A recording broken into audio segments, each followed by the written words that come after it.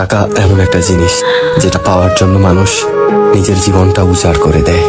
মানুষ বলে যে টাকায় সবকিছু হয় না, কিন্তু সত্যি তো এটাই যে বর্তমানে টাকা ছাড়া মানুষের কোনো অস্তিত্ব নেই।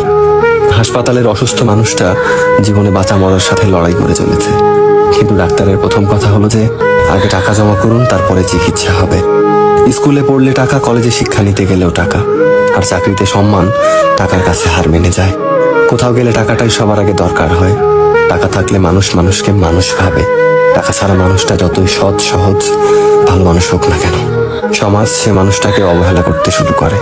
বাস্তবতা তো এটাই যে টাকা শুধু দরকারই হয় না, আজকাল মানুষের সব থেকে বেশি প্রয়োজনীয় জিনিস হয়ে উঠেছে। টাকা আছে সেই ঠিক, সেই সব থেকে সম্মানী ব্যক্তি এবং সম্মানের যোগ্য।